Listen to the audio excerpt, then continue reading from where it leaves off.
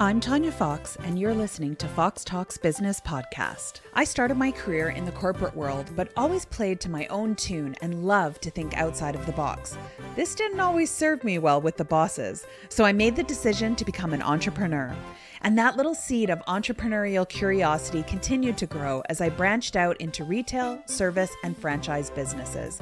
Now, I have been fortunate to have amazing successes in the last 2 decades, but they did not come without some really big failures and even bigger lessons learned. And that's why I started this podcast, not just to share the failures, but to show you how you can turn every failure into a success. We're going to hear from some amazing humans from around the world that are going to share their stories of the good, the bad, and the motivational entrepreneurial life has to offer. After all, life is too short to make all of the mistakes yourself, so why not learn from each other? And of course, we're going to have some fun, because as I always say, well, you know what? I'll tell you that at the end of the episode. All right, Foxy listeners, this is going to be a great episode. I can feel it in my bones. Kim, thank you so much for joining me today. Thank you, Tanya. You know, when we were getting on this call, I was thinking, Foxy listeners, and I'm so jealous of it because I am Kim Gamble, also a great last name. But as a growth consultant, I will say you cannot call your clients gamblers. It's not what they want. So I wish I'm happy to be a Foxy listener, and I wish I could call my clients gamblers, but. Well, and it's funny because I'm married into the name, but I always said to my husband, like, just so you know, if you leave me, I'm not changing my name back because my maiden name was Corrigan and there's just nothing you can do with that. There's nothing you can do. There's nothing. Yeah. So I take advantage of it whenever I can. So tell the listeners a little bit about yourself so they kind of have a little bit of a background. Yeah, my name is Kim Gamble, and I am a growth and revenue consultant for businesses that are in the high 6 to 7 figure range, which is how it typically works out. And I came to that. I like to say that I am a product of my product. You know, this has been a journey. I came to it because let's go back 12 years ago or so, I was running a creative services business. And that is a very sophisticated way of saying I was like writing and making videos for like $20 an hour. Like it was not high end. And I just knew it feels so silly to talk about it now because there's so much coaching online. There's so much information out there. It's like, how didn't I realize this back then? But I really felt like it was a journey coming to where I discovered that I couldn't keep being an order taker. I had to be the chef, or whatever analogy you want to use. I like analogies. I'm probably going to use about 10 today. But you know what I'm saying? You just couldn't. Yeah. I was like, I'm taking orders. And again, you know, I was younger, and part of that is like having to figure that out. But another part of it is, you know, it should have been more obvious and it just wasn't. And so it was a few years of making videos, writing, doing the things, and really just coming to the conclusion that, all right, if this is going to turn into anything, I need to start positioning myself as a strategist and going into companies that I had a great relationship with, but marketing myself more as a person who could oversee their content strategy, who could put together their operations, who could build a team, was operating more at an executive level. And that is such an easy thing to say. And it is a totally different thing to like start to do that. So for anybody who's listening, who is like, oh yeah, I don't want to be an order taker anymore.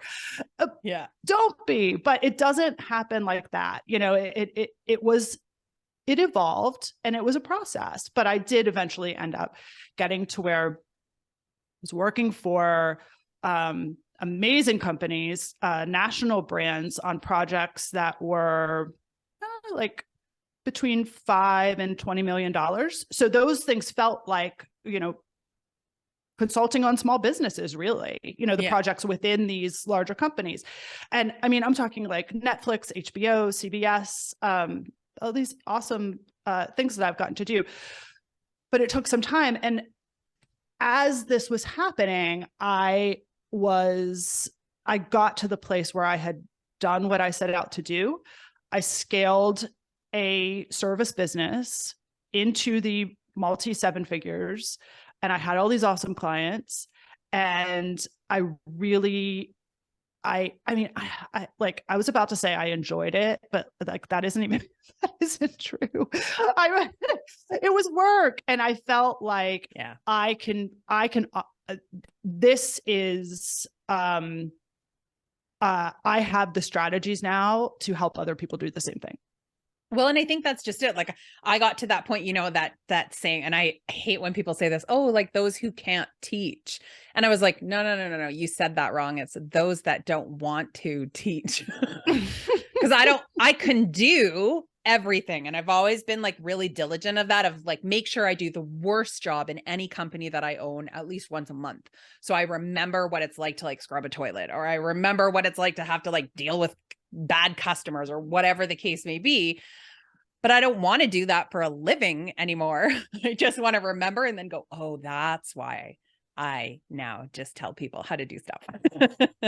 Absolutely. And I will add that looking back, because you've done all those things, you actually are a far more effective leader, decision maker, strategist than if you had skipped over all of that. Well, and I think that's just it. Like you were saying about like having all of the struggles and stuff. Like I remember when I first opened my company, like I took everybody. And part of that was because I was trying to grow, right? So like you just take everybody that you can because it's like money coming in. And so like a lot of people go, well, I want to skip that. And I'm like, but you can't, because who I thought my ideal client was going to be when I started my business versus when I opened up the door and needed to pay bills were two different things. Like then it just became anybody who can pay on time. Like from this like ideal person to that. But by working like, do you have a pulse? Do you have a bank account? Like, do you know how to write a check? Like, cause like we're talking about in like 1998, like, can you write a check? That was the prerequisite. But in doing all of those different people, I found out, oh, that's not actually who I like to work with. So it was almost like being able to like, it was like having a sample tray of like, here's all the people that you want to work with. And I was like, I thought this person would really be really good, but they're actually quite difficult. And I thought I was a person who could be, very nurturing and very understanding. And I realized that why did I ever think that was my mentality? Because I will like tell people, if you want somebody who's going to be like, you're pretty, you're so awesome, you're doing such a good job. Like, I'm not the coach for you. Cause I'll be like, you did this and it was stupid. Don't do it again. Like, right. But it was like, I had to go through all of that and then kind of sit back and go, oh, that's not what I want to do. That's not who I want to work with. And I think you need those experiences first before you can turn around and go, oh yeah, I've been through that. I know what that feels like. And have you found it easier now that you're further along in your journey in your company? Is it easier for you now to say no to clients that you know aren't going to be the right fit for you? Yes. And I do it all the time with great joy. But I think the difference is before I used to just say no. And now what I started to do was really create sort of like I got to find a new term for this because it ages me, but like really create like a Rolodex or like a list of people that I referred to. And then I would keep in touch with them. Like I would say, hey, I referred this person to you. Did you take them? Why or why not? So I would know who their ideal client is, because there are some people who like, I would be like, this is a really needy person. And I have one coach who loves those people, like loves being that supportive, that like super motivational, the raw sisterhood and all that other stuff. And I'm like, I'm not your person, but I know somebody who's right up your alley. So it makes it a lot easier, but then I feel like I'm more in line and I don't have those headache. I mean, I still get one every now and then that they hide. And then you're like, oh, you're like, you tricked me. You are a needy little thing. You are way more needy than I thought. And it's usually when I get the text message that's like, I emailed you and I didn't hear back from you. I emailed you at 11 p.m. and it's like 9 now. Like, didn't know that about you. Interesting. Oh, here we are. Yeah. Well, what you're talking about is what I now work with my clients on because they're past the baby stage. They're past the real sort of, how am I going to pay the bills? Hustly kind of like growth pains, sort of, what is this? What's going on? What's my business? And they're into higher six figures, right on the cusp of seven figures, maybe over seven figures. And it is now time to really dial in on one of the things that we work on is, who are your best customers? Who are the people who pay you? It's funny that people don't know these things. Who pay you the most money, who have paid you the most money over the longest amount of time, who you enjoy working with, and what do they have in common with each other? What are those people? What are all the things that are alike about that very small group of people? Because that's, typically if you haven't done that exercise yet, it's only about, 20, 25% of your client list. And so really sorting that out is what helps you. It's one of the strategies that I use around. Well, and it's so much easier. Like, I had just recently signed somebody up, and it was like, wasn't until I knew they were like the perfect fit. And I was like, I wanted to get my hands on this person for a while. And it wasn't until the end, we hung up the phone from the call. He was like, absolutely, 100% sign me up. And then I got a text message like 5 minutes later, and he's like, by the way, what is the fee? Just so I know how much is coming out. And I was like, oh my Brilliant. God, you are like the favorite person of mine who like forgets about that. They're just like, I love you so much, I'll pay whatever it takes. Yes. Like, that's who Get I'm like, him on the phone again perfect. and tell me everything about you. Yeah. All the things. And now I only want to be talking to people who are exactly like him. Yeah. That's your ideal thing. And the more you can get of that, the easier, it's sort of like, everyone's like, oh, effortlessly grow. Like, no, you're not, it's not effortless, but the more that you are, in alignment, to use like with knowing the kind of person that is the right fit for you, the more you are calling those people into your space. So how would you say, like, so if people are out there right now and they're like, I know we had talked about it a little, that like, I just say no, but I know it's not as easy as that. So how do you what would your advice to be to somebody who's like, I don't know how to say no. Like, I think there's a lot of entrepreneurs who are like, I feel bad. I don't feel bad. A lot of people go, I just feel bad. Well, it depends on why they're saying no. And there could be a lot of reasons about why they're saying no. Okay, let's get into, this is a good rabbit hole, Tanya. I like it. I told you we'd go down them. We're going. Okay. Sometimes I notice clients are at a higher level saying no because they're afraid. It could be, not that this person is like a needy, demanding, hot mess, wrong fit, but this is a really high level, high profile, big deal client. I don't want to mess it up. That could be so you sort of sabotage it. Right. Like maybe I'm not ready for this, or before it even becomes a thing, you're Mm-hmm. sort of putting that out there and sabotaging it. If you have somebody who is in your, on a call with you and they're like, all right, let's go. How do we do this? I agree with you that you're doing that person a favor by gracefully passing and having an option for them to go get the service that they need somewhere else. I do really think that, because it only works when you have the right, when there's a good fit. I'm not even saying this. Yeah. But like, even what I mean? Like, it's like, you have to have that passion almost, like, to be like, I only take people that I'm excited. Like when they tell me their story, I'm like, oh, like as they're saying stuff, I'm like, oh, I want to dig into that. And I want it, like, those are the people that I'm like, okay, this is a good fit. But if I'm just like, yeah, okay, yeah. Then I'm like, oh, maybe not a good fit. Like, cause I need that passion, that drive. There's this thing where, I have been in, because I've worked for a lot of media companies and done consulting on a lot of different television projects and podcasts and things like that. There's a thing that happens in writers' rooms that is exactly what you're saying, which is people will be going around, they're pitching ideas, and somebody will throw something out that's just sort of a dud. Like it could just it kind of falls flat. And everyone's like, uh-huh.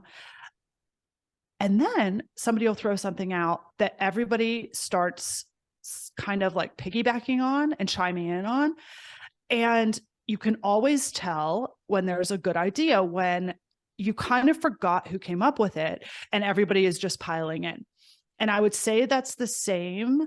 If you get that feeling, if you're listening to this, or if you know, in your own business, if you get that kind of a feeling when you are talking to a potential client, if your mind starts going to a place of, oh, and then we could do this together, and then I can, oh my gosh, and what if we tried this, and what if we did that, and not in like a you know, sort of weirdo manic way, but in a very healthy, like, I'm feeling energized by this. I'm enthused. I'm inspired.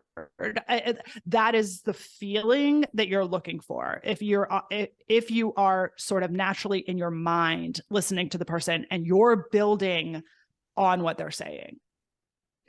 So let's talk a little bit about, like, because, you know, a lot of people, we hear like the buzzwords, right? Like finding your ideal like client, or which if one more person asks it, that's the first question I ask a coach that I'm hiring. Are you going to ask me about an avatar? Because if you do, I'm not paying you. I'm so tired. But anyways, no, listen, I digress. Wait. Here's my rabbit hole. Also, no, ideal client. And I was listening to your episode from a few episodes ago about niching down. Oh, and as you were talking about it, I was on a walk. I was on a walk. I was listening, and you were like, and then I met with this coach and they told me to niche down. And I was like, no, I hate that. This is, anyway, I interrupted you, but I think we're on the same. Let's talk about all the buzzwords. Yeah, because I think, like, you know, in that one, that irritates me, because that's like, just do one thing and do one thing really good. And it's like, no, because I do a lot of things, and some things I do a lot, like some of them I do really, really good, and some I'm like okay at, and some I like to research, but I'm not just picking one thing, because that's how I got bored. And like I had said in that episode, it's everything. It's all of my experiences. It's all of the stuff that I've dived into that I slowly drip into people. That is what makes them hang on. That's what makes them successful. When I go, oh yeah, no, I have, you know, 25 years in the accounting industry. I can help you with your numbers and stuff like that too. Like it's those little things. And so it's like those words, like the ideal clients, like, trying to define a target and stuff. I think people get confused, and then they just like freeze, like a deer in headlights, not knowing where to go. I think that I have so much to say about this. Like, how long is this? Just go, just say it all. Go. I think there's a, I don't want to be mean about this, but there's a section of especially in the online industry, if we're talking about service providers and info product businesses and stuff like that, where there's a lot of advice like that is just being regurgitated. Mm-hmm. And there's this kind of like mandate, I guess, to be like posting and sharing and, you know, all these things. And there's no real way to have a thoughtful position on 50 different topics. And so a lot of this stuff just ends up in a loop almost of its own. You know, people are just like, yeah, avatars, yeah, niche down. Like, it's not even find your ideal client. We're never going to tell you what to do after that point, but just find them. Just find it. And so a lot of that is being regurgitated. And I think that people should be aware of that. I do think that some of that advice is helpful in the very, very beginning stages. Once you are beyond, I would say, I don't even know, like not even that much, like 10 grand a month, 20 grand a month. That's not applicable anymore. Like Tanya, I look at your career, you're a multi-hyphenate. Why would you distill that now down to, oh, I teach, moms with a vitamin D deficiency how to how to do bookkeeping. Like, it's so bonkers. Like, I was thinking about, I worked with Chip and Joanna Gaines on their when they were starting their Magnolia Network. I mean, could you imagine if I said to these people, like, you need to start telling people that you make the best egg sandwich in Central Texas. That's your thing. So advice like that, I do think it has its place. It didn't come from nowhere, but I think it's gotten it's taken up a lot of oxygen in the online space, especially. And I think that people who are operating at a higher sort of, in the real business trenches, who are running high 6-figure businesses, 7-figure businesses, have moved on from all of that. And so if you are stuck sort of back in that, listening to all of that and hearing all of that and thinking that you need to do all of those things, I would say just know that as you grow, you're going to grow out of it, and you will have your own, you'll be able to resist some of those messages. And what was your well, no, I think that's true, because I think, like, I look back and I go, I had to, kind of go through the trenches and dig with people that worked, and like some that didn't, find the people that I worked with. But I'm very strategic in who I ask to like give me referrals. And I say, like, point blank to them, I liked you. I like the cut of your jib. Do you know somebody else who needs my help?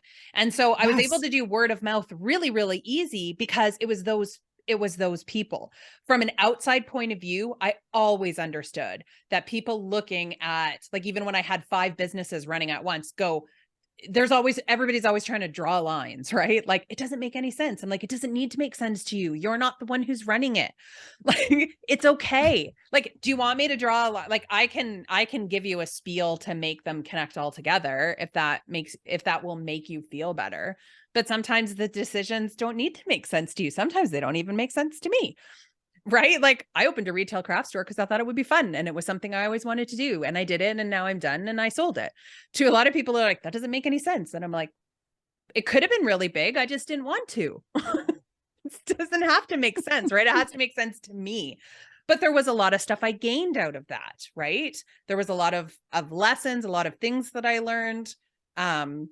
Owning a bread franchise taught me a lot of stuff. Let me tell you, I go into a store. If you ever see me in a grocery store, I will be facing up bread, because it's just embedded in me that I'm like, this shelf is horrible. What do you mean? Well, we used to have, so the commercial bread franchise, like, we used to go into like Walmarts and grocery stores, and we would stock bread, like Dempster's, McGavin's, like all those breads. And so for a while, when we were hiring staff, I would help do training. So I would go in, and there was like a certain way that you put the bread on the shelves, and there's a certain way that it gets rotated, and all of this other stuff. So we haven't had that for, I don't know, 7 years, I think 7 or 8 years. We have not had that business, but I still walk in to a grocery store. I'll be like, this is not right. This schematic is not right. That shit's too high. This is not supposed to be there. This doesn't make any sense. Like, it's just, I think it's something that carries through, but I use that in other things. Like, is what you have in your business making sense? Are you putting the stuff that sells the farthest back? Like, there's those absolutely that I've converted. It's an attention to detail, and you are an accumulation of all of these experiences. Mm-hmm. Yeah. And what you bring to what you're doing and what you're able to help your clients with, that is what they're paying for. Mm-hmm. And another thing that you were talking about, which I wanted to touch on, is the like massive overcomplication of a lot of things that are going on. So much of what I love what you said while you were, like, made a mental note while you were talking, that you have a client you love and you call them up and you say, hi, I really like you. Do you know anyone else exactly like you? Like, do you know how many people are not doing that? Mm-hmm. it's shocking to me that you would spend so much time spinning your wheels and a lot of activities that are, may or may not result in the results that you want in your business. But you wouldn't make a simple phone call and say, "Hi, we have a great relationship. Do you know 5 more of you?" It's like you're dating someone and you're like, "Do you have a brother? Because I have a friend." Like, but it's so true. We don't do that, right? And to me, I feel like any lead, that is a sure bet, because I know that I'm not going to go to somebody who doesn't like me. I know they already like me. And maybe they don't know somebody right now, but I know they will always think like it's my name that comes up. If someone's like struggling with something, they're like my little walking billboards. Yes. And referral businesses, I have mostly a referral business. One of the reasons that I'm doing more podcasts and posting more things is like, I do want to expand beyond just having a referral business. I understand the kind of like, there's great things and also things word about of mouth just sometimes runs out. Exactly. Or you're like, whoa, you are scraping the bottom of that barrel. Right. You need to get out more so you can give me better referrals. Right. It's also that can't you have more of a social life? Because who else do you know? Why are you sending me these people? These are not your good friends. For me, it's also outside of a particular industry. I feel like, so many of my referrals come from within media companies and the entertainment sector, and that is awesome. But there's also a lot of small businesses, medium-sized businesses that are having the same kind of struggles that I feel like I want to help. Well, so let's talk a little bit about, because, we've been talking about like, finding people and kind of finding yourself a little bit. But I think sometimes where I find for me in the people that I work with, where they get stuck the most is like trying to come up with like creative ideas or like new ideas, or, that feeling of like everything's already been done. Everything's already been invented, right? Like they keep remaking movies. Like I just heard that the other day. They just keep remaking like old movies and they're not better. So what would your advice to be to somebody who is like, I just don't know how to do that, how to get that creativity and that inspiration? Well, the first question is, how new do you want your new thing to be? Do you have something why are you pursuing something new? Are we starting completely from scratch? Are you bored with what you're working on? Mm-hmm. You want to do a completely new thing? Or do you want to build on what you have? A lot of what I see is entrepreneurs looking right, looking left, and not doubling down on this like flashing thing that is right in front of them. That's like, this is the thing that you're great at. Like, why are you starting a brand new thing? Now, if you don't have anything to begin with and people are coming to you saying, oh my gosh, I really want to get into this space. I want to launch a product. I want to start an e-commerce store. I want to develop a program or a group program, an online course, something like that. I feel like everything's been done. That's a very different problem than I'm running a business that has some traction with an audience in a market that is, I feel like, are my people. Do you find for those people though, that some of it is that what is really, really easy to them is their zone of genius, but it's too easy and they just don't think of it? Like that flashing light, they're just not seeing it because they're like, but that's really easy for me to do. Of course. Yeah. But then we're here, people like us, to be like, well, do you want to make money? Like, do you want to? I did it for years. I'm like, do you want to spend a lot of time doing something really hard and complicated? Like, go have a hobby. Yeah. But I think we get stuck in that mindset of like, can I charge for that? Like I went years of just like, how many ideas do you need? I got them all, right? Like it's super easy for me to think up stuff. And then somebody was like, well, I had a coach and she was like, why don't you charge people for that? And I'm like, I don't know, I just go out for coffee. She's like, what the hell are you doing? Do you know how hard that is to think of? She's like, we were sitting at a table and there was a lady that was talking about a church. They were trying to raise money for the church and she didn't know what to do. And she said, I was talking with one of the other girls and she's like, oh, Sally's so sweet. She's a nurse at the hospital. And then I looked and I'm like, oh my God, you should do like a little teddy bear clinic. You could have like a big picnic and you could have like Sally come with like some of the doctors with like gurneys and stuff like that. And then people could bring the kids could bring their stuffies that need to be repaired. And then you would repair them. And then the parents would make a donation. And she was like, I will do that. And she was like, you have to charge for stuff like that. And I was like, no, you just gave right. That was just too easy. It was just too easy to do, right? Now it's a different story. Now I'm like, you get one and that's it. This is right. I'll give you one free one. I'll give you half one. This is going to sound so insane and name droppy, but I'm going to do it. I was working with John McEnroe once on a TV project that he was working on. He told me the story about when he was young. He was growing up in New York and he desperately wanted to be a basketball player. And all his friends were basketball players and basketball was so cool. And he just wanted to play basketball. And then he picked up a tennis racket and he was like, oh shit. Can I say shit? He was like, yeah. Oh shit. He was like, oh shit, I'm really good at tennis.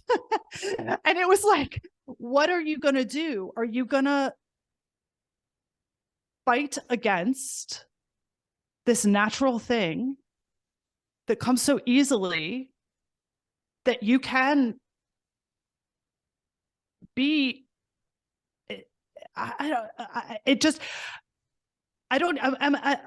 or are you going to push into something, like what if he had insisted that he be a basketball player? Yeah. He'd be a very average, ordinary basketball player. And I always think about that story, especially when I'm working with clients on, like you're saying, like, oh, this happens a lot around seven figures. It's like, let's reinvent the wheel. Let's throw everything out. I know what we're going to do. And I'm like, well, hang on a second. Let's double down on what has already been very successful, on where you have traction. Let's turn that money tap on and let's not leave all that on the table. And like, it sounds so dumb to say like, oh, let's get the low hanging fruit, because for a lot of people, it isn't low hanging fruit. Being a Wimbledon winning tennis player is not low hanging fruit, but it's there for the taking. And I think I have noticed a pattern of people right in that sort of range of wanting to blow it up, wanting to start again, wanting to start a whole new thing. Oh, I know, I'll start a new makeup line and sell it on. I'm like, what are you talking about? You're an accountant. And kind of pulling back from that and really looking at, a person like me coming in and really being like a level-headed outside perspective thought partner in that way. And like, well, what is the goal here? Yeah, I think it's funny that you talk about analogies, because all I pictured in my head is like somebody standing there, like watching a chicken lay eggs and then go like, I think I'm going to go see if I can find something that lays eggs somewhere else. And you're like, you have a chicken right at your feet. You're right there. It's like constantly laying eggs. Yeah, I know, but I want like a golden egg. And you're like, just paint the egg that's at your feet. It can be golden, right and the chicken's but like, there's so much of that. Tanya, I cannot tell you the amount of times that I start digging into, and I mean, the things that I dig into, what I do with my clients is we just like, first we establish a target that they want to hit. A lot of times that's revenue. Sometimes it's time, like, oh, I don't want to work on Wednesdays or, and then sometimes it's impact, but it's finding something that is like extremely measurable and attaching a number to it and building that out. And then digging into their marketing, their customers, their operations, the products that they have, the processes that they're using in their sales, and figuring out what is actually working. And it is so surprising to me how many times they just don't know.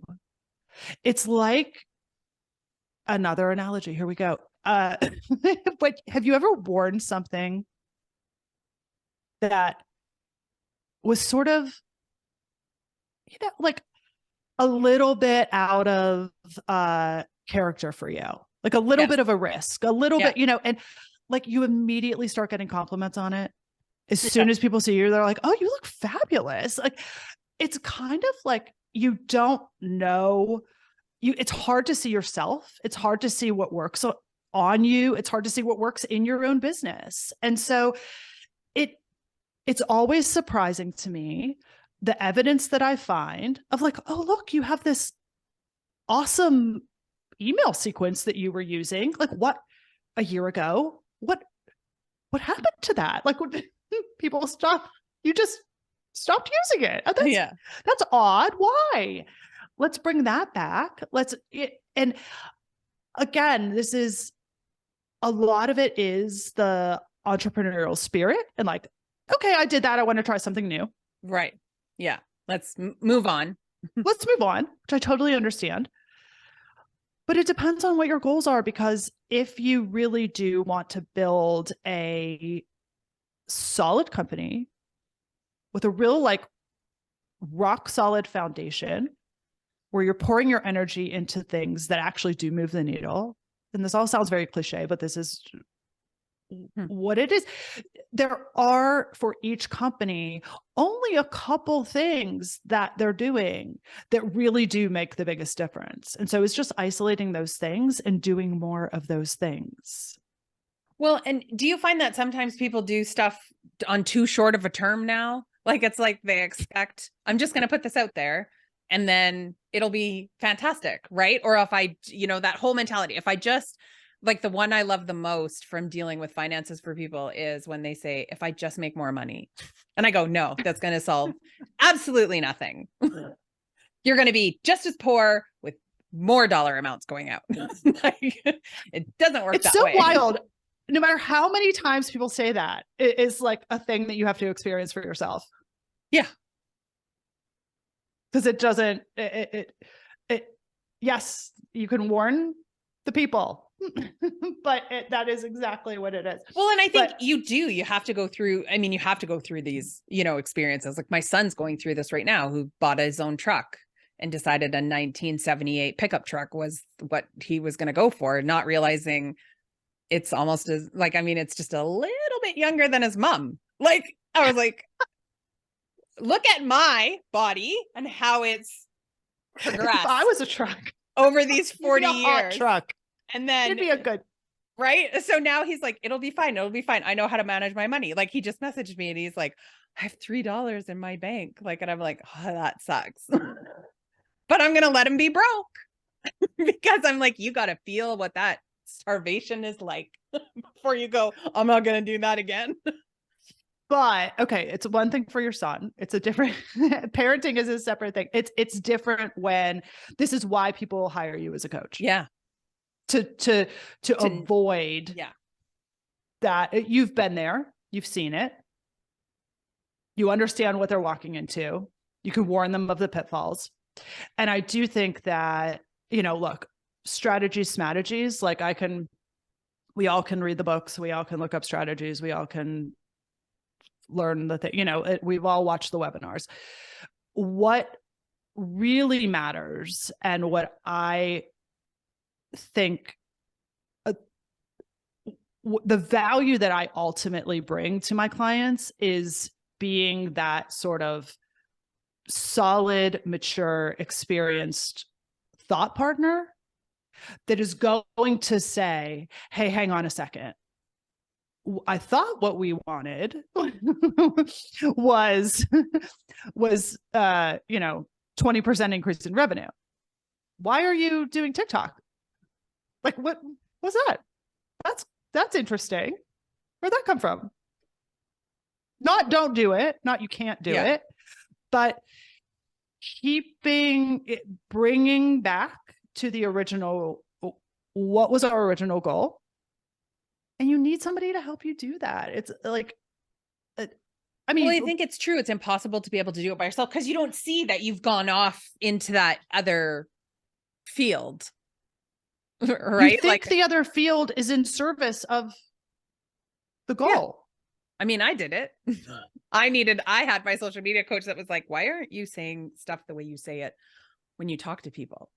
And I was like, oh, interesting. And she was like, because literally, she's like, I've known you for so many years. And why people love you is because you say stuff that shocks them, that would come out of your mouth. You have the weirdest analogies. You have the weirdest stuff. And I was like, oh, right. Okay. And so I did. I was like, all right, I'll do that then. And it worked really well. But I wouldn't have seen that because I thought I was like that. I thought I was doing what I was supposed to be doing. You need someone who truly does care about you, want what is best for you, is able to see you, and then is confident enough to be able to say, hey, I noticed something.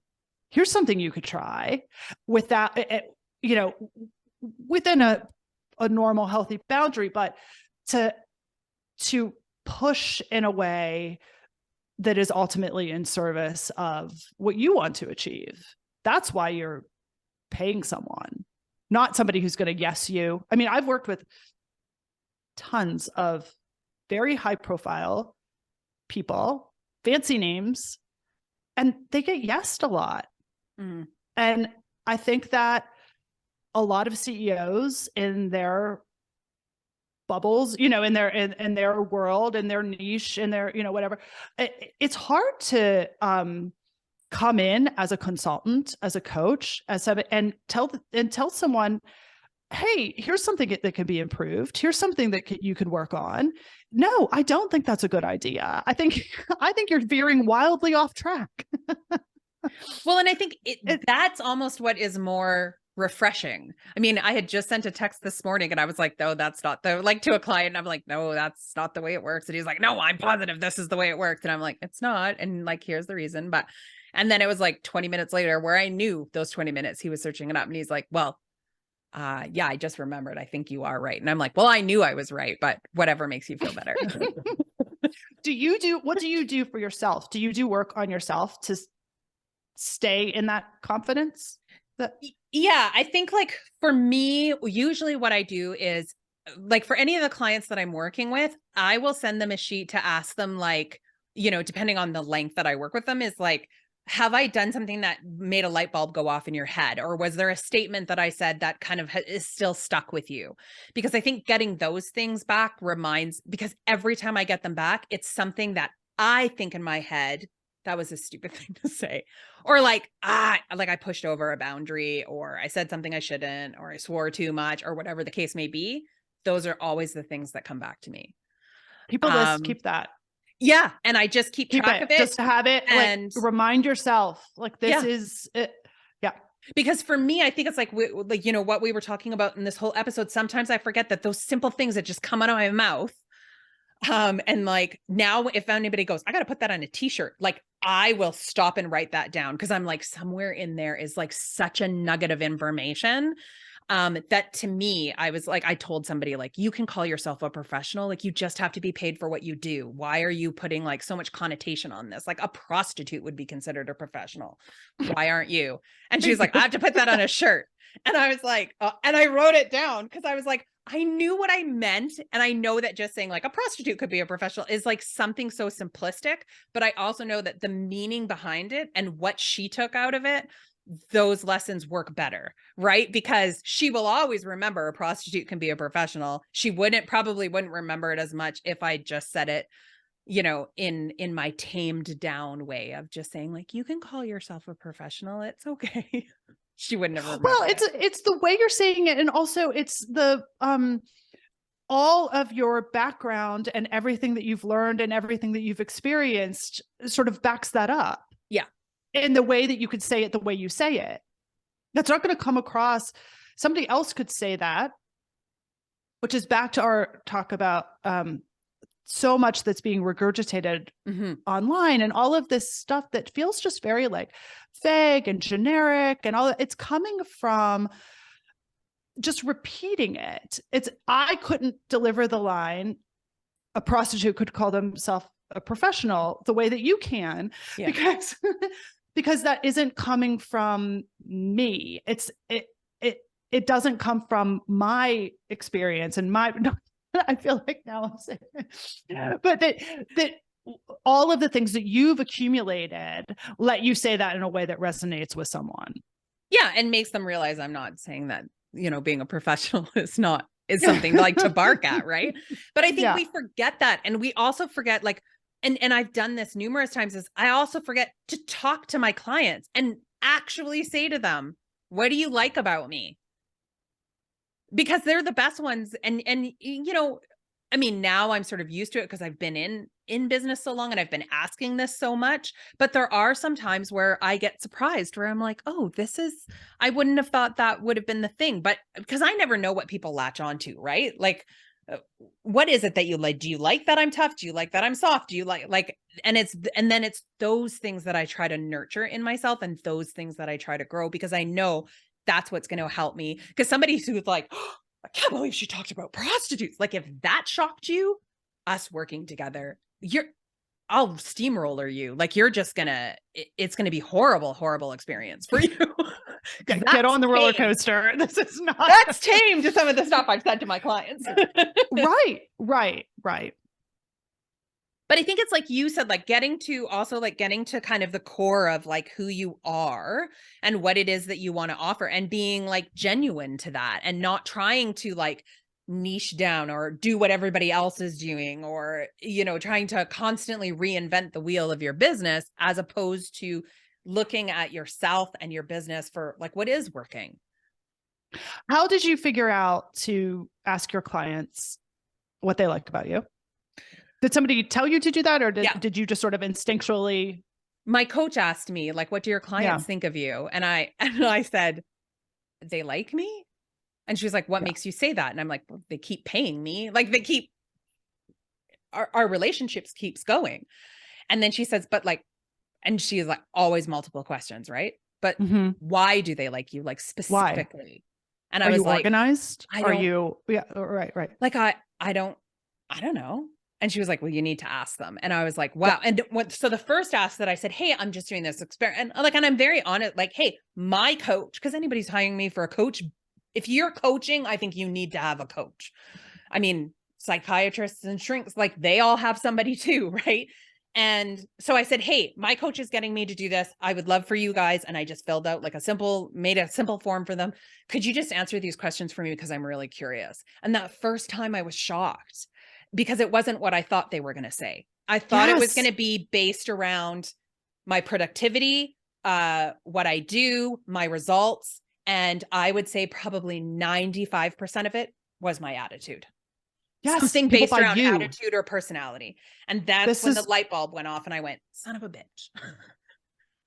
This is exactly what I'm saying. It is strategies. Like, we all can read the books, but your clients are paying for you and the way that you do something.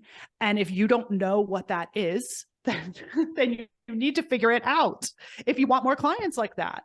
Or if you don't want more clients like that, if you have a bunch of like head case crazy clients, figure out why they're coming to you, and then stop doing the thing that are bringing those people to you. If you don't want to be some nurturing person, to them, or, whatever it is, I keep coming back to, it is always so surprising to me, the businesses that I start digging into, what is right there looking at them that they don't know about themselves. And exactly like you said, one small exercise is, why do you keep paying me?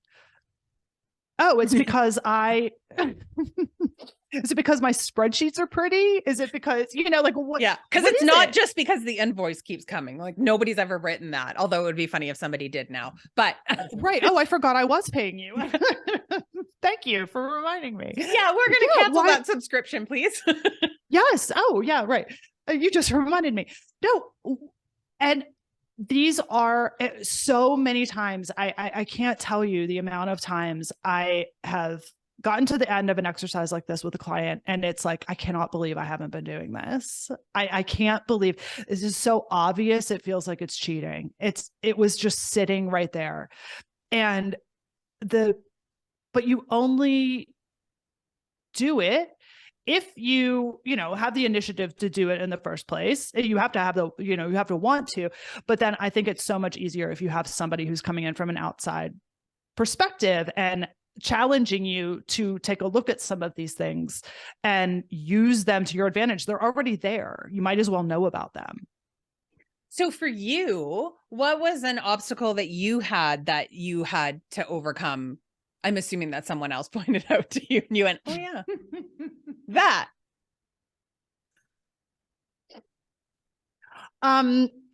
That I could be just as creative as I could be a doer.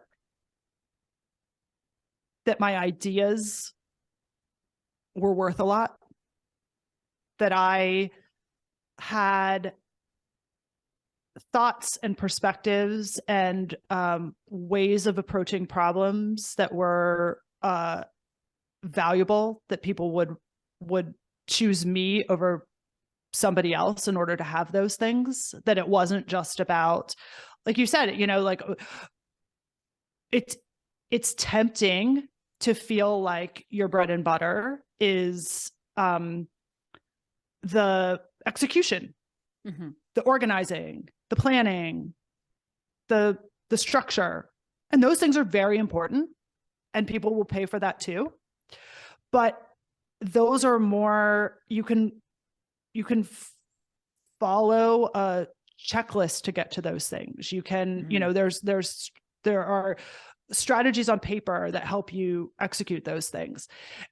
It's a lot more challenging to say every single client that I have has a different set of problems.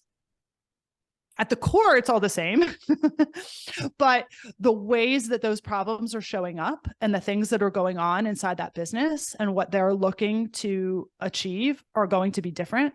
And I'm capable with my skill set of handling those things and recommending something that feels really good and unique and customized for them.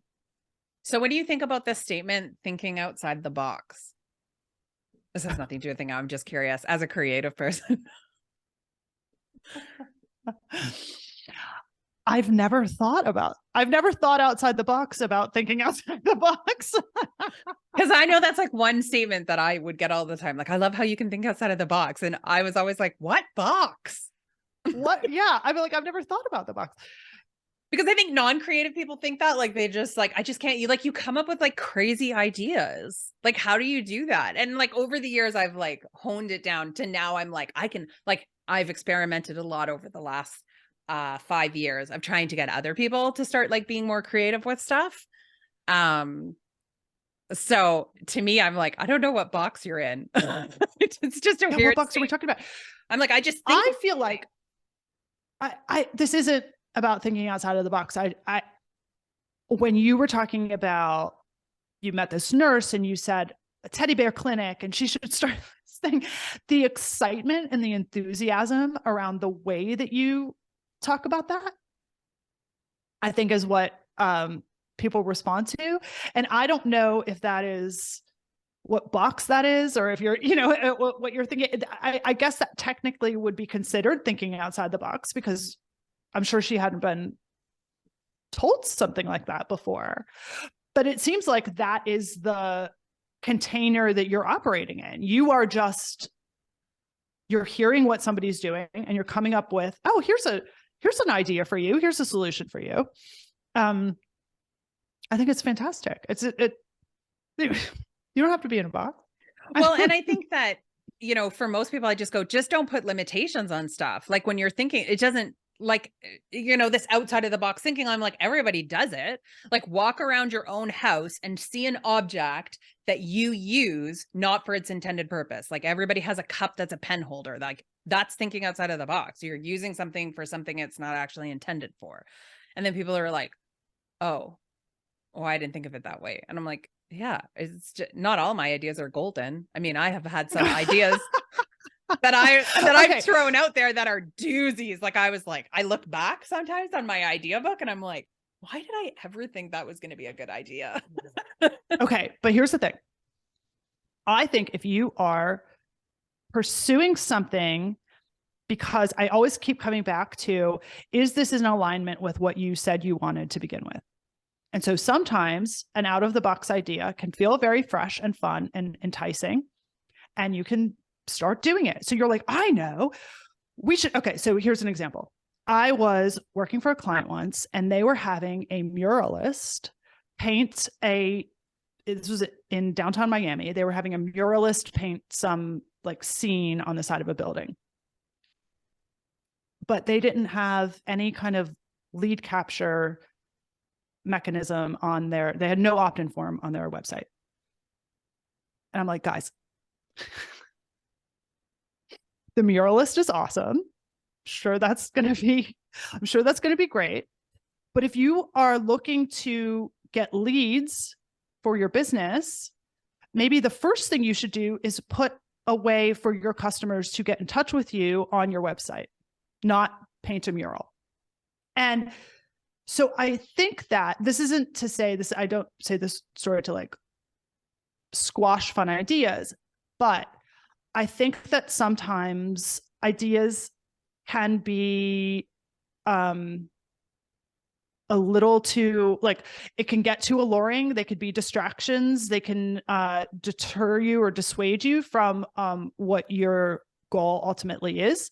So I love coming up with something that is, within the confines of, so maybe this is a box, within the confines of here's what we're trying to do. What's the most creative way that we could do that thing? How can we achieve that? And it might not be the like bonkers idea that feels very fresh and fun, but 3 weeks into it, we're like, wait, why are we doing this?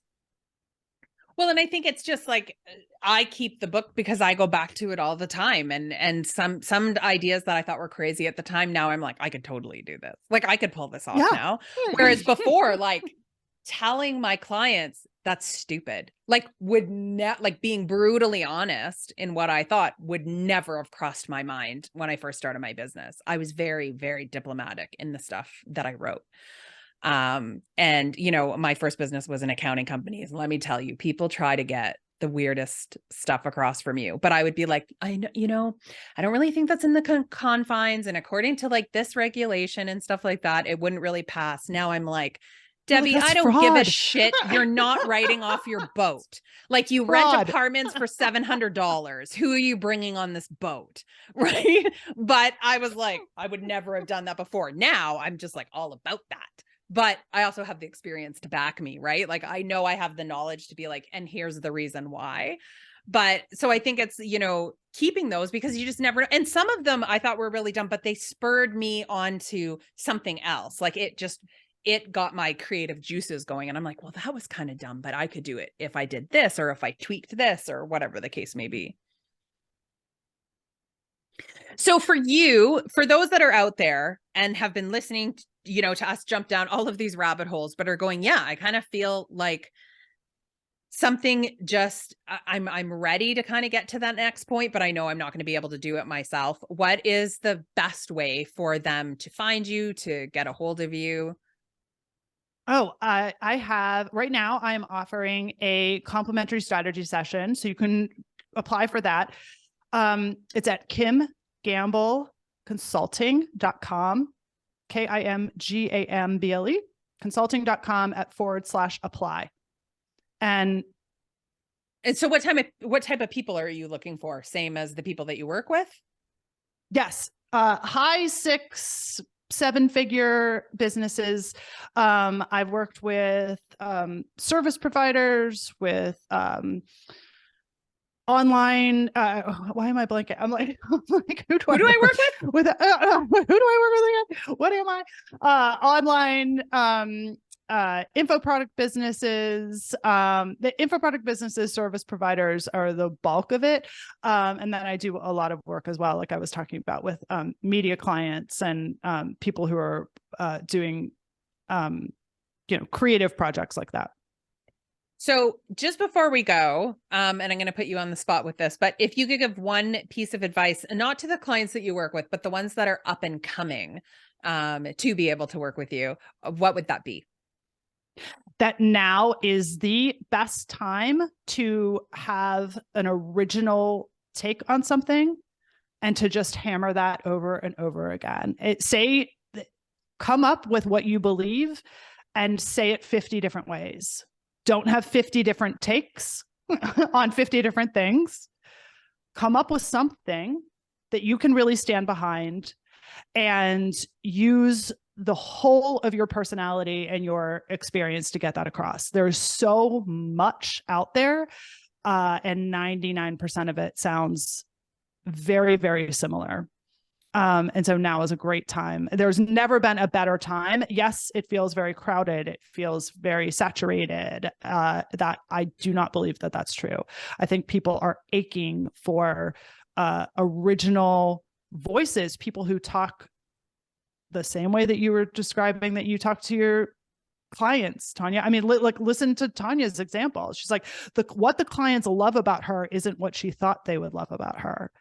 And that's going to be true for you too. The way that you are, who you are, what you're bringing to this, to the space that you're working in is what is valuable. And the more that you can tap into that and the more that you can hone that, there are no shortcuts, but the faster things are going to be, and the easier it will be for you to find the people that excite you, that you want to work with. I love that. That's so great. It has been so much fun, such a pleasure to jump down rabbit holes, but also to learn so many lessons. Thank you so much for all of your time today, Kim. Thank you, Tanya. I loved it. Was this an hour? It's a fast hour. Yeah, we're actually like 5 minutes over. I love it. You're so fun to talk to. Thank you. It was so amazing to have Kim on the show. I got so much out of it. And, what I love the most about her is she actually wrote a thing on the questionnaire that all of our guests fill out. And I just love it. And I want to share it with you guys. So she says, the mental strain and exhaustion involved in bootstrapping your way to 7 figures. I've seen it so often. Indecision, being stretched too thin, processes that only exist in the founder's head, constant pivoting. These are the symptoms. CEOs are often reluctant to grow because they think it's just going to be more of the same, just more and more and more work. But she is on a mission to support CEOs out of busy land and scale their companies in a way that feels energized and sustainable. And that's what this whole episode was kind of about. I love, love, love the guests that are willing to jump down rabbit holes with me. She is definitely somebody that I'm going to get on my Rolodex. She has got a lot of great stories. I'm going to have her on to share more of those with you. So if you are somebody who is sitting there not too sure, then I want you to head to our website at foxtalksbusiness.com, click on blogs at the top of the page, and you're going to be able to see this episode, get some of the links that you need, get some more information for her, but to also get her complimentary strategy session.